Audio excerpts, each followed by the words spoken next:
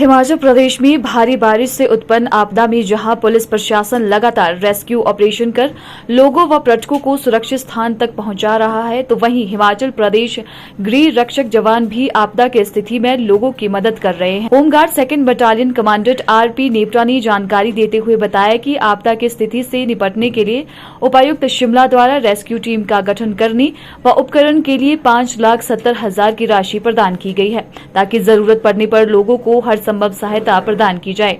उन्होंने इस आपदा की स्थिति में बचाए गए लोगों की विस्तृत जानकारी भी साझा की। तो अभी ये बारिश बहुत हो रहा है, मानसून एक तरह का शुरू हो चुका है। तो इसमें सबसे पहले कॉल DDMA की तरफ से मुझे आई थी, जो दमादरी के पास एक हादसा हुआ था, जो प्रेमचंद जी का घर था, जिसमें उनकी पत्नी और बेटा जो लैंडस्लाइड हो गया था और मलबे में दब गए थे। तो DDMA से मुझे मैसेज आया तकरीबन 6 बजे के करीब और SDM ठेउक से भी रिक्वेजिशन आई थी। तो मैंने अपनी टीम वहाँ पर भेजी BTC पराला से, और साथ में कंपनी कमांडर ठेउक में है मेरी कंपनी ऑफिस, और वहाँ से भी कुछ लोग गए थे। तो उन्होंने काफ़ी मशक्क़त की और बहुत अच्छा काम किया वहाँ पर। उन्होंने 2 डेड बॉडीज वहाँ से प्रेमचंद जी की वाइफ और उनके बेटे को जो दबी थी उसको निकाला और उनके प्रशासन को सौंप दिया था। उसके बाद दूसरी कॉल मुझे DDMA की तरफ से आई थी और SDM रोडू की तरफ से रिक्वेजिशन आई थी। वर्दी DC सर ने भी मैसेज दिया था। रनोल में एक चिचड़वाड़ी जगह है, वहाँ पर जोगिंदर जी का मकान था, तो वो लैंडस्लाइड हो गया। तो जोगिंदर जी और उनकी पत्नी ठाकुर मणि जो कि उसमें मलबे में दब गए थे।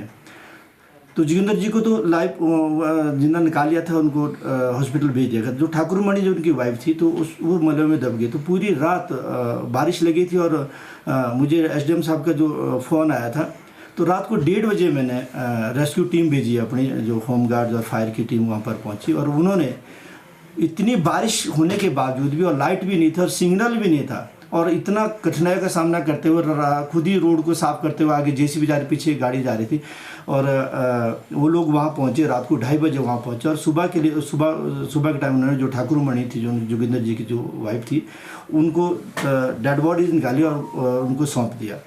और तीसरा अभी ये जो अभी कोटगढ़ में हुआ था, वहाँ पर भी 3-4 लोग दबे थे। वहाँ भी फायर की टीम मौके पर पहुँची थी और उन्होंने वहाँ पर बहुत अच्छा काम किया और बहुत मशक्क़त के बाद वहाँ पर 3 डेड बॉडी उन्होंने निकाली थी। जहाँ तक रही बात की होमगार्ड की बात, होमगार्ड 24/7 बिल्कुल रेडी है।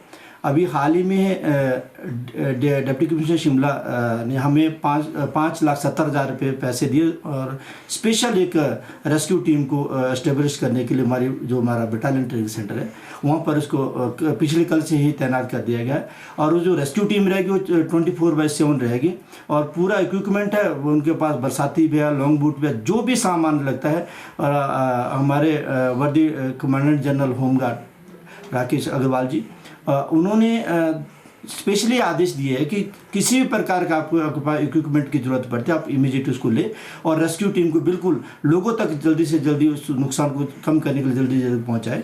और जहाँ तक होमगार्ड की बात है, तो मेरा अपना भी 30 साल का एक्सपीरियंस है होमगार्ड का।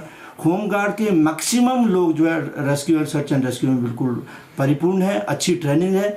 यहाँ तक कि मैक्सिमम जो पहले national civil defence college Nagpur होता था, अब वो NDRF की अकेडमी बन गए।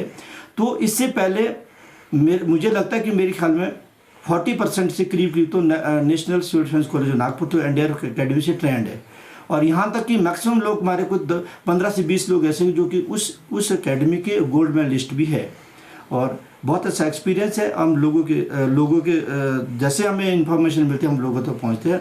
और पास्ट का भी हमारा बहुत अच्छा एक्सपीरियंस रहा। पिछली जो बर्फबारी में लोग पहुँचते थे, हमारे लोग ट्रेंड है और लोगों को बहुत अच्छी फैसिलिटी हम लोगों को मुहैया करा सकते हैं।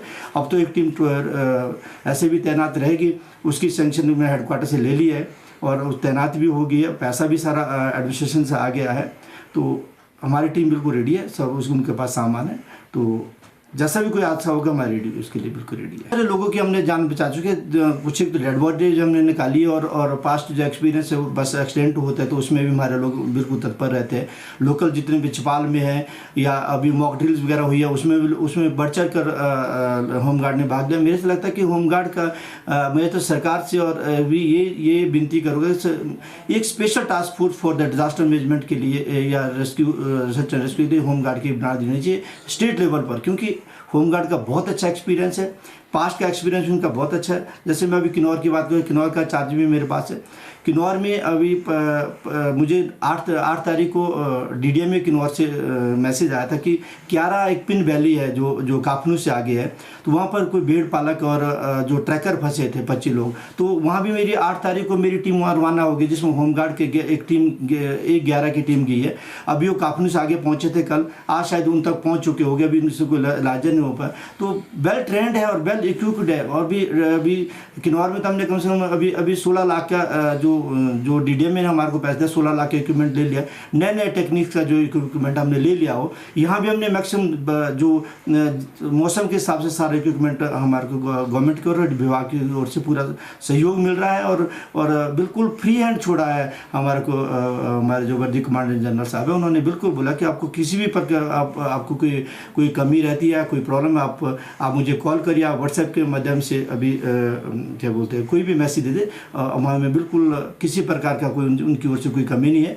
बाकी हमारी टीम बिल्कुल रेडी है, कोई भी किसी प्रकार आपदा निपटने के लिए, खासकर मैं सेकंड और थर्ड की बात करूँ, सेकंड और किन्नौर की बात करूँ तो बिल्कुल रेडी है, 24 आवर के लिए।